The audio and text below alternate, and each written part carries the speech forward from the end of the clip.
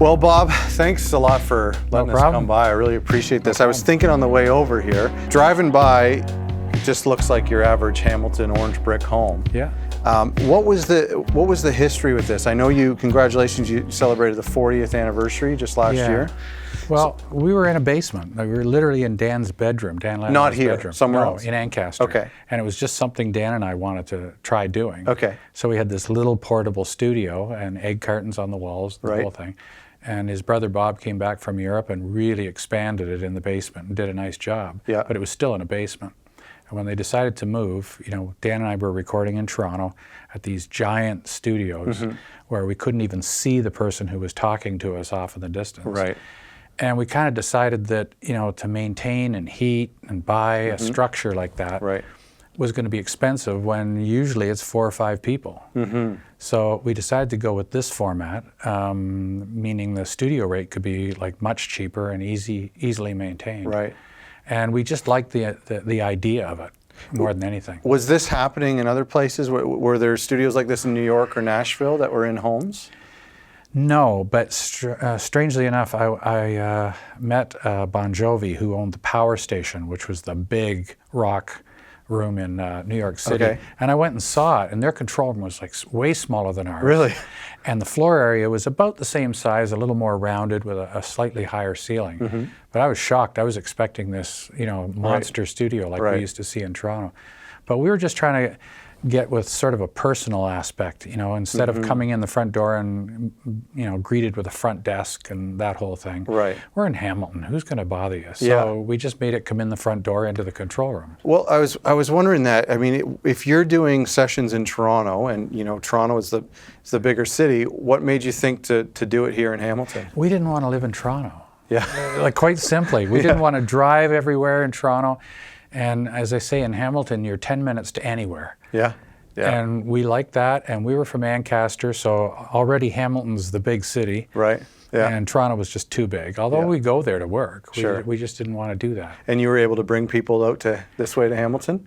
Yeah, and strangely enough, a couple of the albums in there, Brooks Williams, he's from Massachusetts. He comes up from there. You're closer to the border in Hamilton anyway. Yeah. Yeah. Yeah. Yeah, that's pretty cool. So the location, we actually came down to 2 locations, and one was a little bit more typical industrial mall. Yeah. And we just, decided we'd renovate this place. So were you just driving down the street, saw a for sale sign, and? Well, Bob saw it listed. A friend of ours, his mother was a real estate agent, and let her know. Yeah.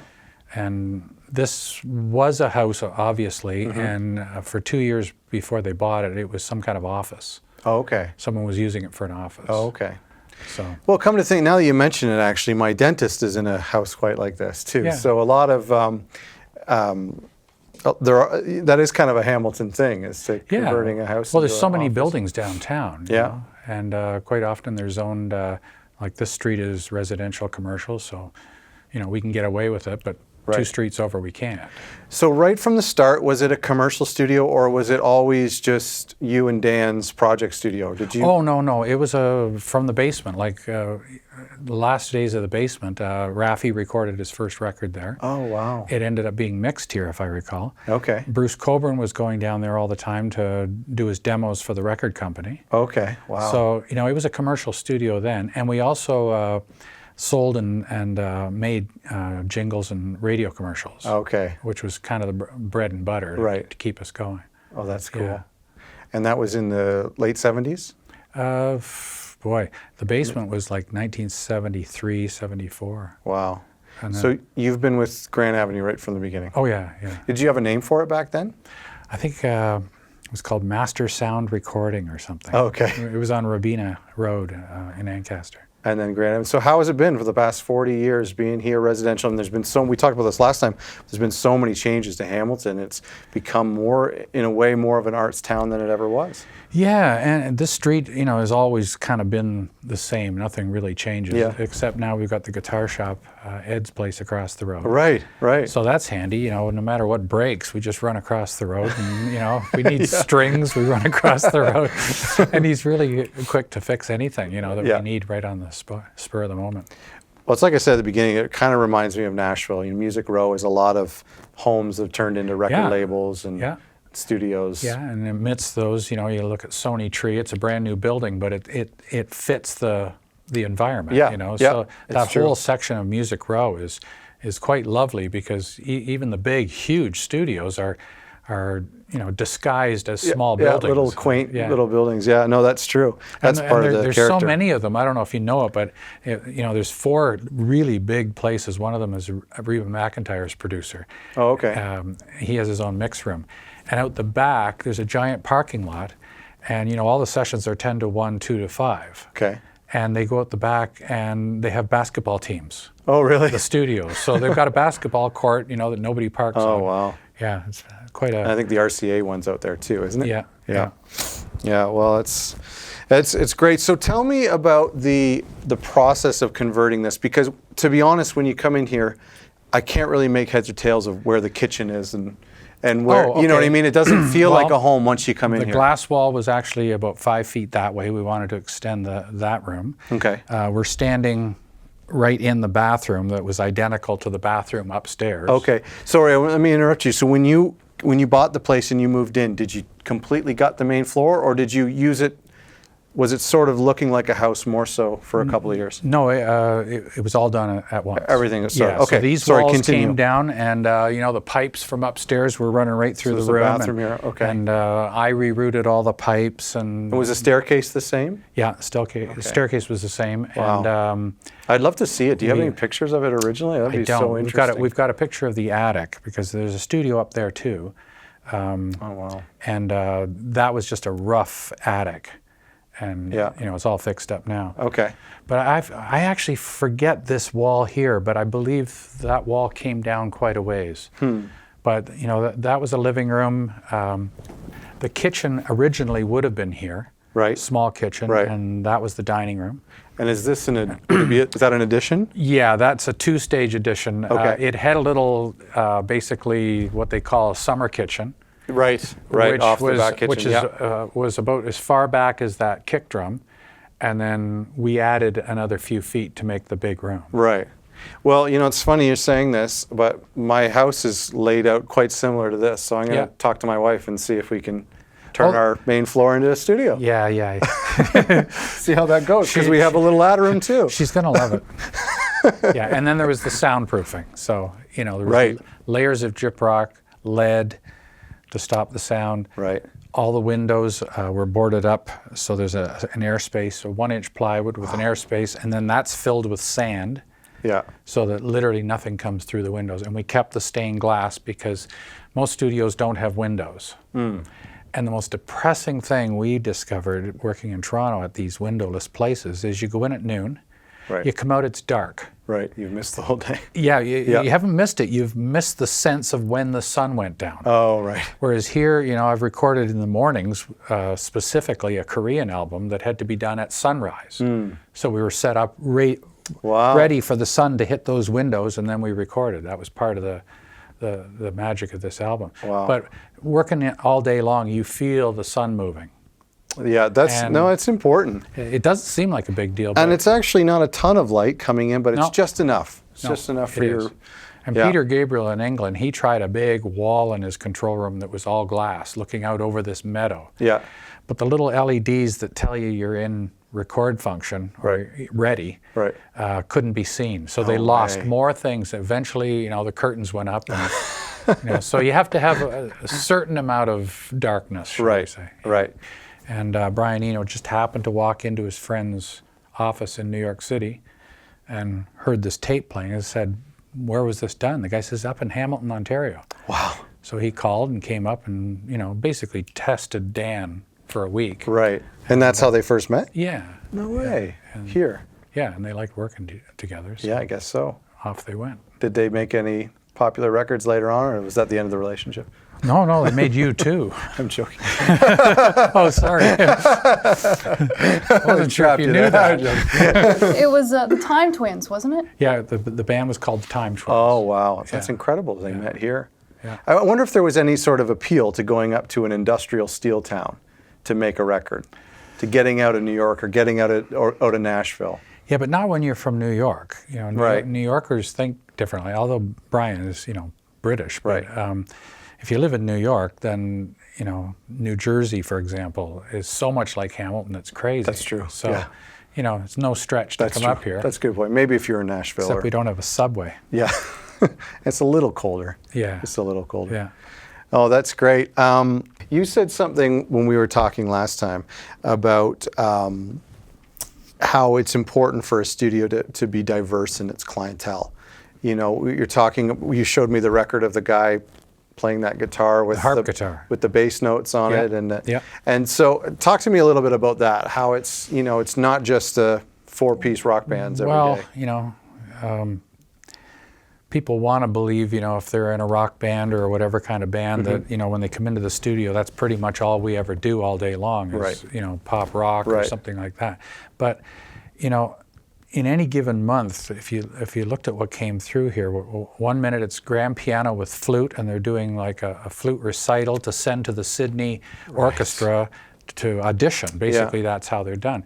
So it might be that one day. Next day, it could be literally a punk band. It could be heavy metal, and then the next day, acoustic guitar solo. Yeah. Yeah. So if you don't have experience with acoustic instruments and with a variety of styles of music, then you can't really record it with any efficiency. Sure. Or, you know, or being legitimate, let's put it that way. So you limit yourself to, let's just say bands, and that's a piece of what we do.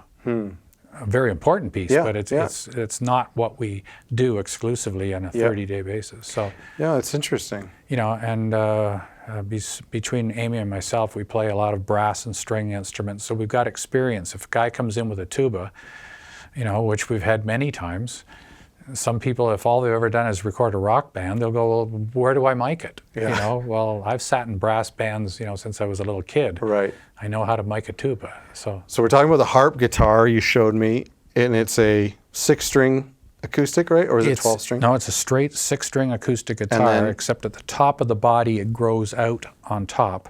Right. And the bass strings, and usually there's 4 six bass? of them. Six bass strings. Sometimes more. Okay. And the one that Carter plays, it was built about 1904. Oh, wow. I didn't And realize they've that. just started making them again, and he has one of those too, but the 1904 is his preference. Wow. Jay's a luthier. Have you ever built one of those before? I haven't, but Tony Caro, where I was working on the acoustic with, he's made a bunch. So You've got to see this record. You've got to hear this record. And they're beautiful things. They are beautiful. Is there something you haven't recorded? Has somebody brought something in and be like, I haven't recorded that yet? I had one. What's that? Amy, bassoon. A bassoon? Bassoon. I'd never recorded a bassoon, and it was probably out of everything. Sorry, I totally interrupted. No, good. That's a good one. I've never had a bassoon. You've never had a bassoon? No, I've Where had does the English sound? horn. Where does the sound come from? It comes out of everywhere. So I'd never recorded one. I'd never played one before. And Yeah. it was a young gentleman, and he was a monster on this thing. And I remember it was just him, bassoon solo, no other instrument. No way. So the beauty of that was I could just take, you know, every microphone that I wanted and put around the entire instrument, because it literally was coming out of every pore of the instrument. But with that, you get a lot of finger noise as well. So it's just finding the right balance. So how many mics did you use? I think I ended up with 8. in 8? total. Yeah. Wow. Like 4 around, and then like a couple. So was the finished product just him playing? Just him. Oh, yeah. wow. Yeah, this would have been about 6 or 7 years ago. It was the most difficult thing I'd ever recorded, because That's incredible. I just didn't know where to start with it. It's interesting you bring up the finger noise, because I was just recording piano the other day on my upright at home, and I got the piano sounding great, but then when the hammers would come back and fall back into place, there'd be that click, click, click. Yeah. And I was thinking, how do you deal with that? I mean, I guess you just leave it. But It's part of it. Like on a grand piano, the mutes, when you push the pedal, when you drop them out, it goes whoosh.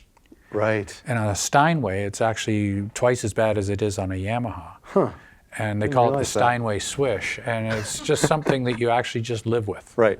You know. Yep. That's the instrument, I guess. The thumping of the sustain pedal is probably the worst thing when someone's playing light. So sometimes we got to jam foam rubber in it. Right. And then of course, then the pedal feels funny for certain people. But it's that human element too, right? Because Yeah. I've listened to some jazz records, and you can hear it, and there's something cool about it. It reverberates and squeaking strings on Sure. an acoustic guitar. Yep. You know, a certain amount of that is just part of the instrument. Yep. Then some people are just a little. You talked about your engineer here who plays bagpipes. Have you recorded bagpipes here? Really? I guess those albums are popular.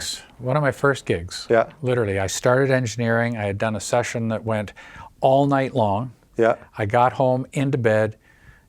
The phone rang. Dan says, "You got a session at 10 o'clock." I drove back with no sleep, and I was confronted with a band called the Clan McFarlane Pipe Band, which was 16 pipers, bass drum, and 3 side snare guys. Oh, yeah. And honest to God, I had never mic'd them. I thought, well, there's a pipe down here. So I did an upper bank and a lower bank, and so you could control the drones against the chanters. But once they started playing, and I had to come out to actually adjust microphones, 2 Marshall stacks with a Les Paul turned on 10 was not as loud. It was the loudest thing I've ever experienced. Oh, was my goodness. 16 pipes, yeah. That's incredible. That sounds like a good way to sober up. Yeah. Yeah. All right, let's take a look in the control room. I'm eager to get in there. All right. So there's a lot of here I want to ask you about, including the radar, which is extremely confusing to me. But talk to me about the console first here. Well, it's an MCI 500. Excuse me. So this is a C model, and shortly after we installed this, a D model came out. The important thing is this one has API preamps in it. Wow. Built right in, which is a huge feature. And Sure. we didn't even know it for many years. But the API preamps, of course, are legendary. And, you know, there's just a wonderful preamp, and it's just such beautiful sounding music comes out of this. This particular model, the C model, was used for, you know, going back to Bee Gees, Eagles, Elton John. Everybody was recording on a 500C. Right. And you know, people are always changing boards like their socks at huge expense. You know, because you're talking $500,000 to replace this today. Wow. With an API legacy, for example, if Sure. I found one. So they're really, really expensive things. So this one's all been recapped. It's just like new inside. And you know, when you buy something this complex, the first day it shows up and you turn it on, 20 things blow. Really? So there's always, you know, a few things blown, and you know, once a month we take it apart and we fix it. Yeah. But And you do the work yourself? Yeah, but we have so many strips on the console. You know, we don't need, you know, all of them at the same time. True. So we can do the repairs quite easily. But it's such a flexible console. The patch bay on it is like the best one that's ever been invented on any console. Why is that? Well, it gives you patch points that don't exist on other units. For example, you can have a guitar out there, and normally you put a compressor on it to record, let's say, then it's going on before the EQ.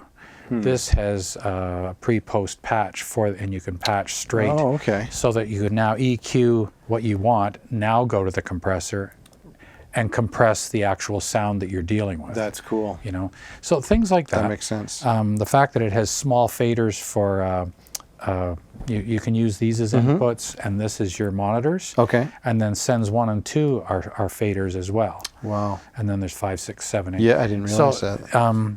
It's beautiful to operate. It's very, very compact. What era did this come from? This is probably about 1981. It's 81, yeah. 81. Oh, Yeah. wow. Wow. This is like the 61st one they ever made. And so, did you bring it in new? Oh yeah. In fact, Bob ordered it with the idea that he wanted to be in front of the speakers, and of course the fader should have started 1 over here Okay. and gone over to 30 and then a few blank panels, which would put you here on the speakers. Oh, I So didn't he even ordered notice this that. from MCI with the 24 over to the right, Wow. with the extra strips that you use for whatever on the left side. On the left. And it was offered as an option. They Amazing. did it. Well, you can imagine rewiring a patch bay. That bundle of wires that goes there is about this fat. So they did this one, and then they took it out of their option list because they realized it was way too hard. Because the punch blocks have to be changed, everything. You told me something about the meter bridge too being lower, right? Is that right? Well, the meter bridge could have come with light meters, they called them at the Okay. time. So you could have those, or the analog meters. We chose the analogs, and the people who had the light meters for $10,000 had them removed and the analog ones put back on. Oh, wow. Because they were a mistake, you know, just like digital meters in Pro Tools or Radar, it doesn't matter. The digital meters are kind of fake. Okay. They're not real, you know. Okay. An analog meter shows you what's called a +4 level. Okay. And that's something you cannot ignore if you're going to use analog gear. Right. So if I put a test tone and bring it up to the 0 point on an analog meter, Yeah. I can put a voltmeter plugged into that channel, and it'll say 1.224 of a volt. Okay. That's +4. Then there's -10, which is what home use is. The important thing about that is, if you go way past that, the board will take it, but tube compressors won't take that. Oh, okay. They're designed to run at a +4 level. Okay. So, this is like the best of both worlds. We've got the little fake meters that are digital, and they kind of tell us. Well, I want to ask you about this radar system, because when the last time I was here was the first time I'd ever seen it. Now I've done a little bit of research and I'm familiar with it, but it's so foreign to me. Well, what are you used to? Pro Tools. Okay. Well, I can't run Pro Tools, and I've tried. Amy's going to tell you a little bit more about this, but basically, once you take away with a piece of paper all the digital gobbledygook, Right. you're left with a 2-inch tape recorder. Wow. And that's what they set out to design, these guys out in Vancouver, was a copy of a 2-inch tape recorder. Digital copy of it. That it would function the same way, and more importantly, that it sounds as good. And I would have to say, and anybody who's used radar for a few years will tell you, this sounds 5 or 10% better than a 2-inch machine. Is that right? And the converters are so special inside that they now make them as standalones for the poor people with Pro Tools who are stuck with it. Easy now. that they get to use these converters because they right? are truly And something. they're Canadian. Yeah. They're a Canadian company. And the big thing is, and we discovered, she had to do a session a couple of days ago because our screen went down. The VGA card was acting funny. So Dan Lanois used this radar for 10 years. With no screen. With no You screen. don't need the screen. Really? Okay, so how does it work then? So What's the process? I'm going to rewind a little bit. Sure. People come in here who've never been in here, and they look at the console and they go, "Wow, it's really pretty, but what do you really use?" Like we still use this console every day for tracking and for mixing. Like nothing is done on a computer. Right. It's all like when we're mixing, we're actually mixing. And it's what you're saying is there's a lot of studios even in town that the consoles are used for just for monitoring. Furniture too sometimes, Yeah, right? yeah. And it's beautiful. And I think that our philosophy too is like, we had the 2-inch machine going yesterday. It still works. And I think that, correct me if I'm wrong, you would probably still prefer that in a way, but people just don't have the budget for the tape anymore. Right. And it's a pain in the neck. Like to keep it up to snuff and running. Whereas this, you turn it on and the frequency response is always identical. And the sound is spectacular. And we were even chatting the other day that they really do, all this is meant to be is just an emulation of that. Even when it comes down to, you were chatting about the pre and post roll based on the algorithm of 5 milliseconds. So Bob was explaining to me why that is, and I didn't know because I don't have any experience on the 2-inch machine. So like explain why the 5 milliseconds. It's preset at 5 milliseconds. If you look at the manual for the 2-inch machine, at 30 IPS, when you are punching in the middle of the song and you hit record, it doesn't instantly turn the erase head in and start recording. Right. There's a crossfade. Okay. So there's no gap, and so that it's smooth. So in other words, the record function ramps up to full power. Okay. And then when you punch out, it ramps down over 5 milliseconds. They duplicated that. So when it came to punching in on this for the first time, I can't even tell you how much you punch in advance for a bass note, for example. It's just like a slight flam. And it was instinctive right off the get-go. Wow. And the big thing about this is when you're dealing with people, okay, forget about a project in here with synthesizers and a MIDI-driven session. When you're dealing with people, you don't have to look over at the screen, grab a clicker and start doing things. Right. I just keep my hand here, I'm talking to them, and I say, let's try it again. Boom. Interesting. See? Because that's what I did for 30 years over there. Yeah, no, that's a good point. I mean, you think of the Pro Tools world, and you're right. People have got their head in the computer, and I don't have to look away from their face, as in, sorry, but I have to deal with something far more important than you. That's a great That's point, what Bob. I like about it. Unless you really want to get into the guts of it and change settings around, you turn it on, and there's external hard drives that come in and out. So Okay. he has a few, I have a few. Right. Andrew, our intern, has a few, and we have like studio, Yeah. sort of like rental Right. drives. So basically, you put those in, you turn it on, it literally pops up, and you could be running this thing like on a basic level very quickly. Really? Extremely user friendly. So even if we turn the screen off now, if you guys were out there playing, like we get our levels, no problem, everything's set to go. You don't even have to have graphics. And to go back to the philosophy that you guys were chatting about in the room there, if you've got 4 or 5 people out on the floor and they look in here and see an engineer doing this, whatever they're doing, like Bob said, is less important at that point. So interesting. if I'm out That's a there good playing, point. or if he's out there playing, and we look in here and our staff is just staring at the screen, they're missing our face cringe if we hit a bad note. Right. And they're not making a note of that time Right. code, right? Right. And it's really, really important in terms of the linear aspect of reading body language, reading cues, to not have to look there at all. So I mean, it's great for certain things because you can look and go, oh, well, here's our chorus harmonies. For sure, those are definitely chorus harmonies. Right. So, but if you've got that written down on paper, then you don't even need the screen.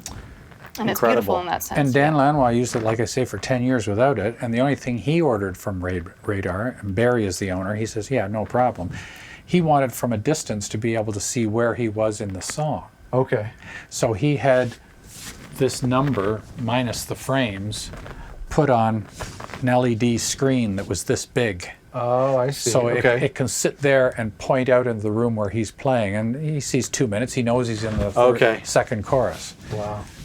The other fun thing, I mean, they're a very, very accessible company too. So when we first got this, the transport was rewind, fast forward, play, stop, record. Right. And the numerical display was reversed. So 7 and 9 were up here, and 1 Right. and 3 were down here. Right, okay. So we couldn't operate that way because we were so used to the Tascam machine and the 2-inch tape recorder. Okay. So they actually wrote us a program to switch these two around and to switch these as well. That's amazing.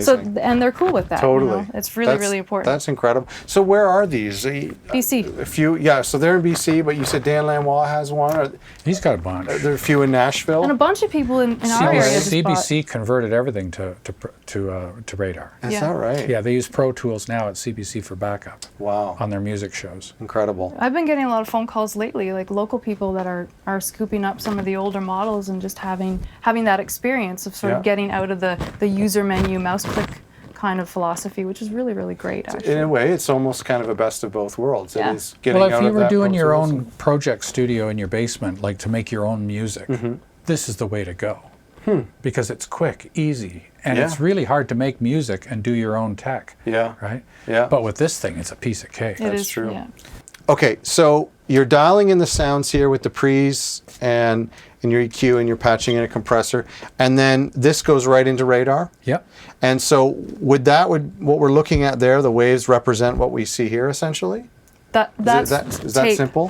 That's what's on tape. Okay. So if on screen you're not really going to see these volumes. These are just our monitor volumes Oh, okay. coming out of the main speaker. Okay. So if we were running a session right now, these levels, which are your levels to tape, and then the preamp levels, that's basically what you're seeing on screen. Wow. So when that comes back, so this to the radar back through the patch bay, and we use this console to mix. So any of the EQ that we want to do, we can do it to tape. Okay. If you want, we still call it tape. Sure. Or we can do it after the fact. So Then how does the mixing process, excuse me, how does the mixing process work? Well, it's coming back. Comes back into with, here. with one button, tape return. There's your 24 tracks, Okay.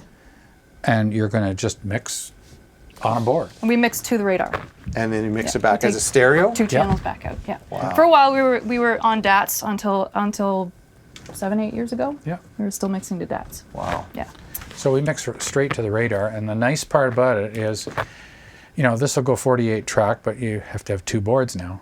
But the important thing is, with 24 track recording, and that's your limit, if we have to do a massive string section, then we just make a submix, Right. copy it to a new project, do as many tracks, do an amazing mix of just the strings, Yeah. take a stereo pass back into the project, do that with the horns, backup vocals, and you can go back and remix those if you need to. Yeah. But when it comes time to actually mix the project, you've got like a stereo pair of strings with everything done. Right. Brass, backup vocals, and then all your instruments, your kick and snare, are still separate. So what makes you decide to track to actual tape, to the 2-inch? I don't. You don't do it? No, that's for basically pulling out. Tape from the basement. Yeah, we People just just don't. Really? It's so expensive to buy. People don't have the budget for it. To buy a so reel? for a reel, it's $240, and for that you get 16 minutes and 44 seconds of usable time. Wow. So it's just not. A couple it's not thousand feasible. for a record Exactly. almost. Eh? Yeah. Wow. We just pulled out a roll from the basement from the 1997 Painter Passing Through by Gordon Lightfoot. Okay. And there was an incredible song down there of him finger picking a 12-string. I think I read about this in Yeah. the newspaper. Yeah. And I called him about what are we going to do? Like, where should I ship all this tape? Where Yeah. do you store it? He says, well, I want you to crush it all up, which he's been doing with all his tape except masters, so no one can ever mess with it. So I said, see. okay, I can crush it up, but I can't crush up the actual album, which is on 3 rolls now. Right. And that one song, what was it? Plans of My Plans Own. of My Own. He'd never released? Never. He never released, and he says, did I ever finish that? And he says, send me a mix. So I Yeah. sent it to him. He Yeah. sent it to Warner. They just released it. Wow. As just him and his 12-string. And it's an incredible beautiful song. piece. Just as is. Haunted me for 20 years, literally. But that just came incredible. out of the basement, and on the machine it goes, because it still runs. Do you ever take your 2 mix and send it to No. tape and No, back? we because everything is analog for the most part. So we've got True. old tube mics. True, We yeah. get that warm sound. We've got an outboard rack full of tubes. So we've already got that beautiful warm sound. There's Yeah. no need for us really to mix to tape Yep, anymore. that's a good point. Console is warm. It's real. It's analog. So we don't need that. Only that is digital. Only that, but the analog to digital conversion in here is spectacular. So to go back to something that you were talking about earlier too, like one of the things that I would like to get, but then I changed my mind. We have no mix automation. So if we're Okay. mixing something and we send the artist home, a week later he calls up and says, "Well, I love the mix, but can we take out this here, add a little more bass?" Well, no, we've got to go back and remix. Right. So the beautiful thing is, then it still is that art form that it is meant to be. So I was working on a tune last summer for a local guitar player, Frank Korn, Oh, yeah. and it was a really complicated piece of music. And I was here, Bob was here, Frank hands on deck, and Andrew McPhail. So 4 people, No way. mixing the tune. And I'm sorry, I wouldn't trade that. incredible. I wouldn't trade that for the world. That's The good part incredible. is mixing to radar. If you blow the 3rd chorus, a little move that was supposed to do, Yeah. then you just back up a little bit Right. and punch right. it in. That is cool. So, Yep, that makes sense. And you know what I find is I'll mix something, and then 6 months later, some person wants to add something. Well, now we got to remix it. Well, I've got the old mix right here, so I can A/B what we've got today. Oh, I see. With yeah. the old Yeah. mix. No, that makes sense. And I find it strange that it's usually virtually identical. Really. Yeah. And how do you make notes? Just pen and paper, take Pencil a photo? and paper. Pencil and paper. Always. People make Well- fun of me. I always have pencils in my hair. The thing is, you can write all That's the. great. See, there's a project I've worked on, and there's no instruments labeled, but you we can, can. yeah. Oh, okay. It takes so long to Right. do that compared Yeah. to do it on paper. But more importantly, where is the paper? I think that's the track sheet. Yeah, Yeah. so we still keep analog notes, literally. That's amazing. See, Amazing. if I do it on that, it looks all very digital Yeah. and whatever, but Yeah. it doesn't include little things that I want to write. Right. Sure. If I Yeah. did 3 vocals one day and I haven't comped them together, I can at least write, check last line. This Yeah. one's the best. I will say that the comment section in Pro Tools is so archaic. There's so much room Yeah. to grow in there. Well, it's meant for someone who's not really thinking music. It's someone who's recording the music, but when it's you, Yeah. you need space to write. So, and still, there's still more notes Yeah. that I've got going over here. Great. I think anybody who is in this business, whether you're late teens or late 70s, 80s, you should know how the industry started. So having the experience on 2-inch tape, having the experience of how to actually mix without automation or without that safety, Right. whether or not you end up using it that way, but just having the ability to do it and the appreciation for it. So Bob's promised me a session on the 2-inch tape, and I'm so looking forward to it because this is what I know. And to know, like, even the terms copy and paste, cut, splice, Right. where they actually come from, Yeah. getting out the razor blade and One of doing the those interns, edits. I had a incredible. 1/4-inch tape recorder out in the hallway. It's normally kept in the drawer. And I was showing them how I would cut and paste.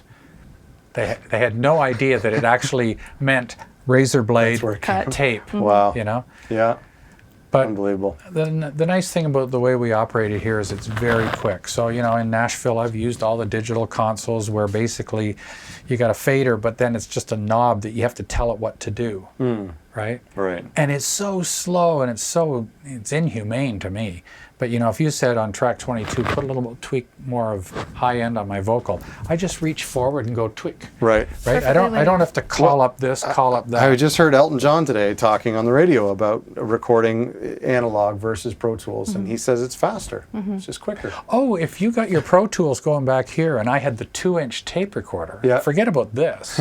I'll beat your like Well, all day watching long. him on a tape machine Yeah. is incredible. And you know, you would think the rewind time, instead of just being able to go click back to Right, the beginning, right. you would think that rewind time, that's probably what, 25 to 30 seconds, Yeah. would be a pain. But when you're producing someone out there or a band, you say, okay, let's try it again, and you hit locate and the machine's going back. Yeah.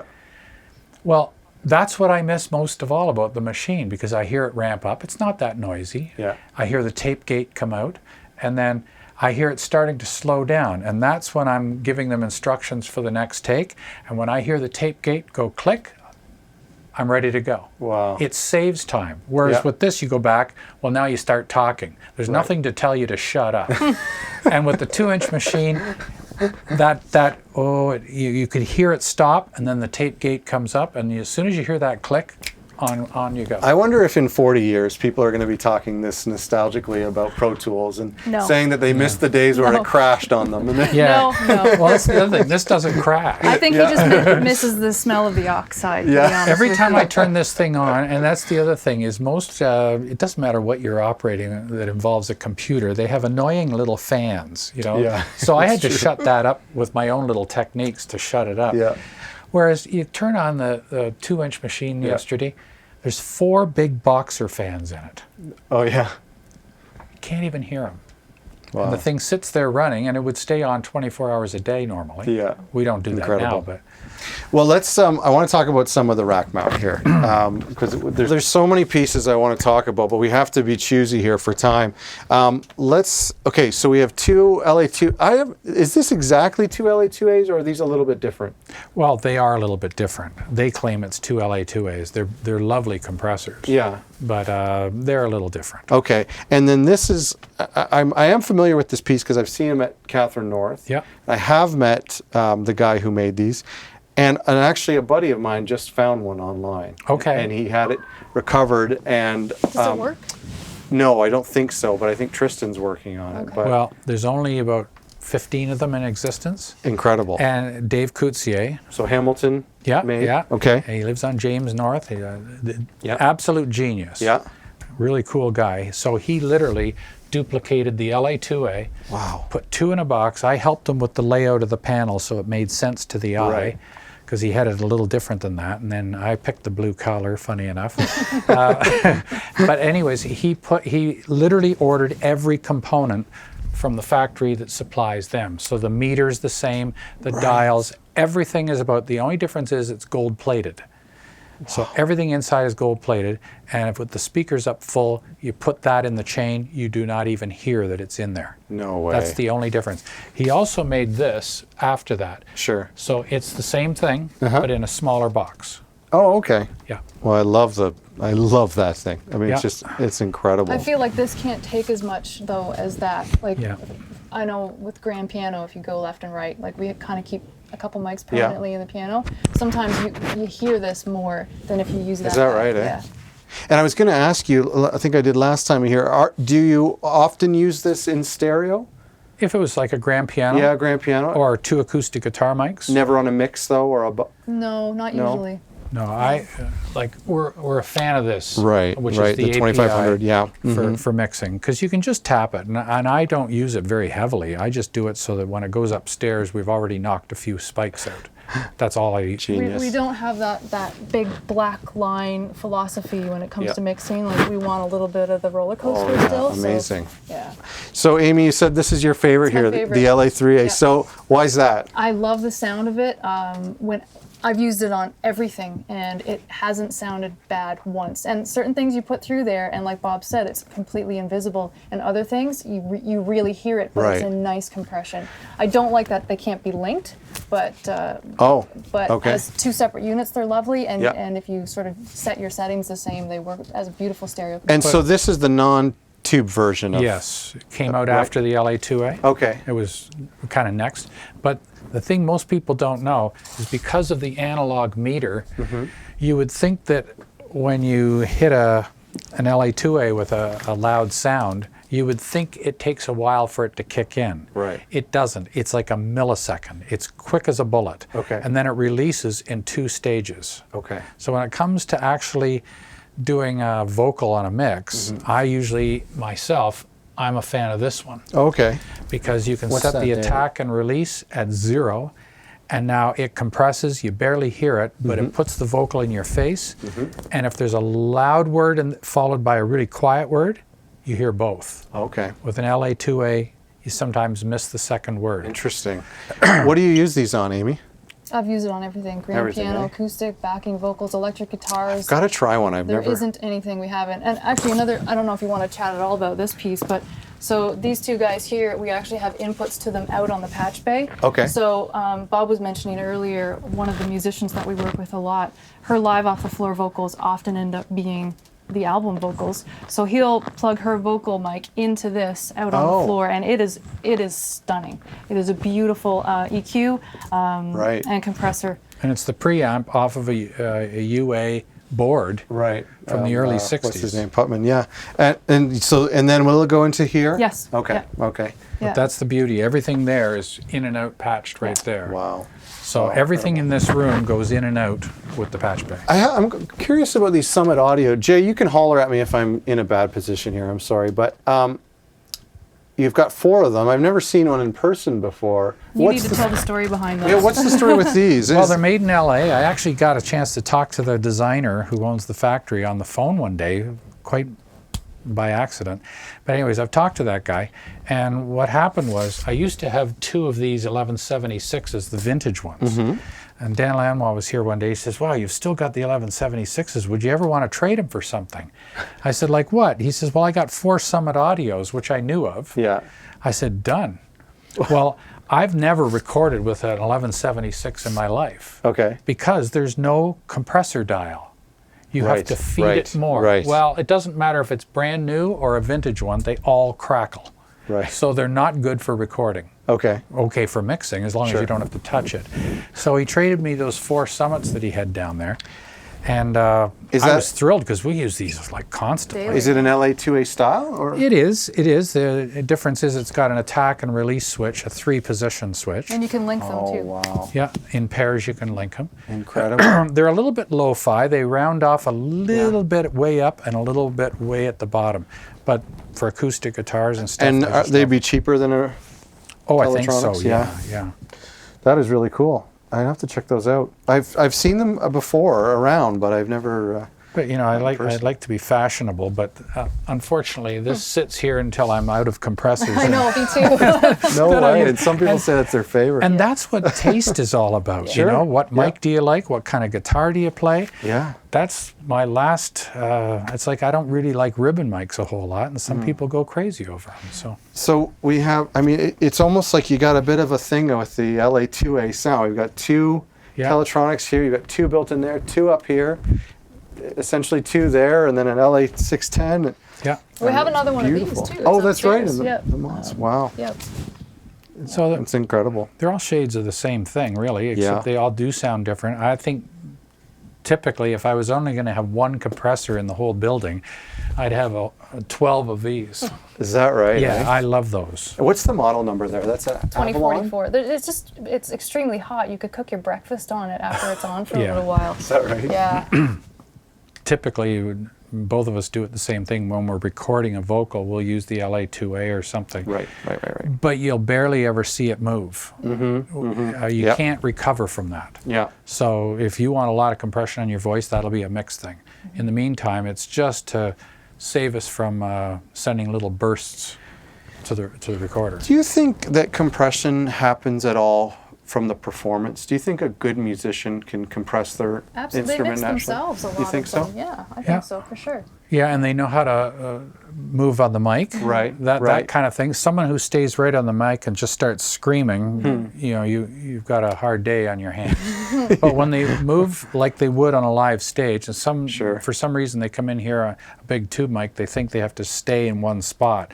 Right. And now we just put up a placebo mic so that they act normal. So that Really? we put a 57 up there and then put our mic around Wow, it. that's crazy. We're going to talk about the EMT, but before we do, am I missing anything else here that you No, want to that's talk pretty about? much. That's pretty much it. Yeah, let's see some knees down there.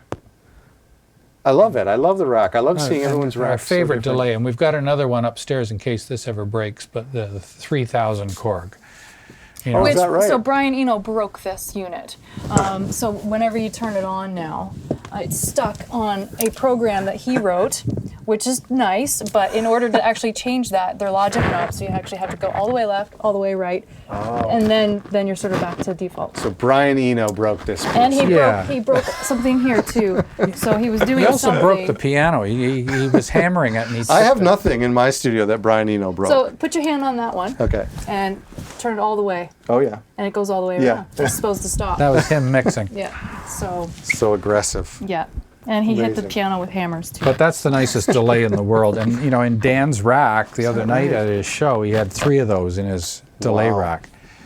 I mean, And that's the kind of thing when we go to studio, we see a distressor, we see these common things that everyone says they love, yeah. but you don't always hear about that. You don't. These are little No. secrets. I love that unit. It's so lo-fi in so many ways, but it has a delay that you just can't. You know, Bob says it best. If we could get all of this stuff as a plug-in in one unit, we would do it because it would save us a heck of a lot on Horizon Utilities and all that stuff. We could buy a really cool airplane if we if we got rid of all this and just bought it in a box, right? Yeah. But there's just something about the actual unit. It's and you guys are going to get to that. So this, I mean, our Bricasti and some of our other digital reverbs have an EMT emulation, and sure, it sounds wonderful, but it's missing something obviously Right. because there's the real machine Right. with all of those components that actually make that sound.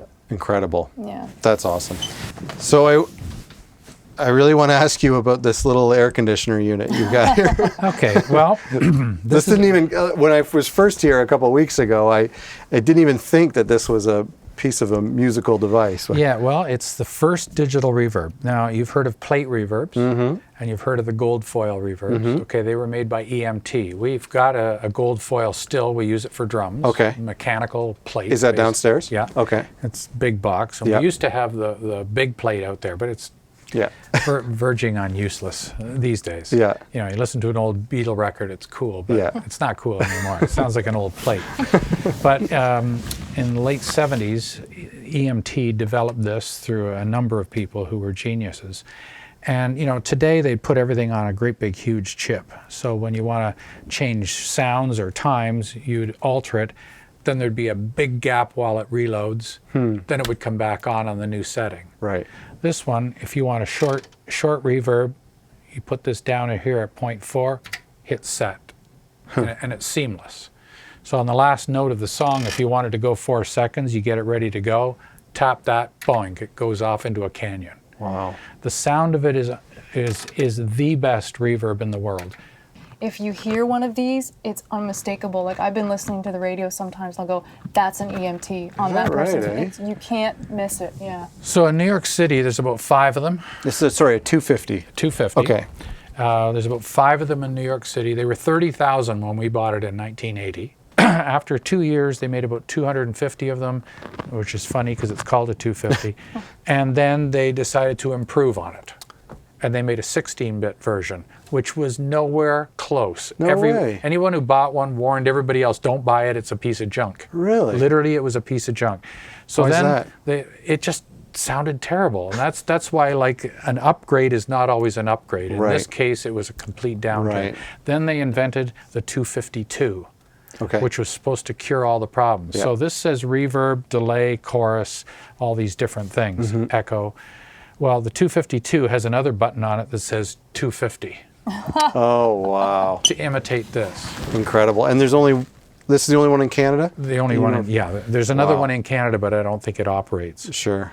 But it's just a Unbelievable. sweetheart, and It is. we used to just run it all day long. Yeah. It'd be in the monitor mixes. Yeah. Now we leave it off. When it's time to mix, we turn it on. Okay. And so where do you use it? Like On everything. It's a send one. It's everything I will end up see. being Okay. that. We'll touch that. Wow. Yeah. And what would you use then the M7 for? Or I do you use even- that. I'll speak out of turn. I use that on a recording session as a monitor, just so that they've got reverb. That's an expensive Yeah, way that's to do all it. I use. Unbelievable. Wow. And I've never mixed with it yet. Wow. I've tried this thing. It's not bad, the Lexicon. Okay. I've never used the I've mixed with the Bricasti a few times, Yeah. but most. So generally, if Unbelievable. I've got like That's a really typical cool. band recording, I'm using the plate downstairs Yeah. on the drums, because you'd swear you're in a room, Okay. a short room. you Yeah. know? And then this is a great rock and roll reverb if it's set right down here. Okay. And if it's symphony, you go up to about 3 seconds. It's glorious. That's incredible. And all these digital ones, they all sound kind of like spring reverb to me. Okay. I hear boing, boing, boing. Yeah. This one has no shade of that. Really? Like it sounds like you're yelling into a canyon. Well, I'd love to hear it. One of the beautiful Incredible. things about the interplay between all of the gear and the console, and we talked about that earlier, is the capability of the patch bay, the console, and all this stuff. If you don't quite like some of the frequency of the verb itself, you can actually EQ the reverb return on the console. You can right, 'cause compress it's just going the back- reverb right. return. It's going And- back into 2 channels? Exactly. So And where we're sending it, up here, send one. If we want to round off the top, you hit the EQ and that's an EQ. Wow. So it's this console, Yeah. you could call it archaic in one sense, but it's like bullet fast. in terms of Incredible. workflow, it's incredible. Like we said earlier, just keeping your eyes linear and everything that you ever need is right in front of you. Yep. Occasionally you turn to the left to set some compression, fine. But Yeah. for the most part, it's just all eyes out there, that's what you need. That's what you And need. the most Incredible. important thing of these for me is when I'm recording a band, you can have some light compression. Well, the minute they start playing, every time it's the same deal. They start playing harder, the compressors start getting pinned. Oh, I see. I look over and go, oh, that one, that one, that one. Yeah. Whereas, I was working in a truck once in Reno, and everything was like a picture of a compressor, and I had to keep calling up the picture. Oh, yeah. So I didn't know is, what was yeah. going on. Then that's the ideal of this layout too, is everything is at your fingertips. Yeah. Yeah. That's really cool.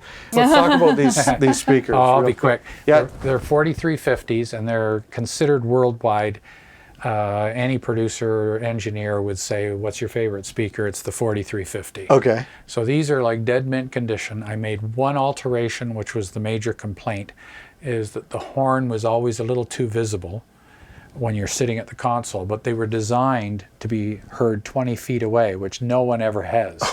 So you always heard the horn. So I put that silver L pad on there and turned the horn down 10%, and instantly I always wanted to try it, and finally a couple of years ago I got up the nerve. Talked to JBL first, and Wow.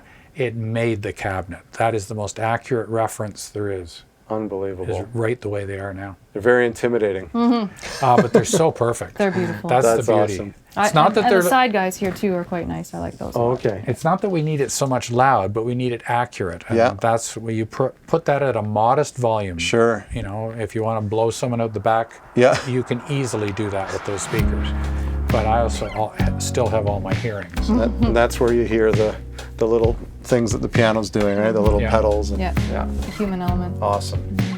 Well, thanks very much, guys. Amy, I really you. appreciate Great. it. Really Bob, good thanks stuff. so much. it was fun. You guys have so much wisdom here in such a beautiful place. We just like to brag about this. Yes, well, I'm glad you do. I'm glad you did it on camera. Thanks, guys. Thank you. Okay. Appreciate it.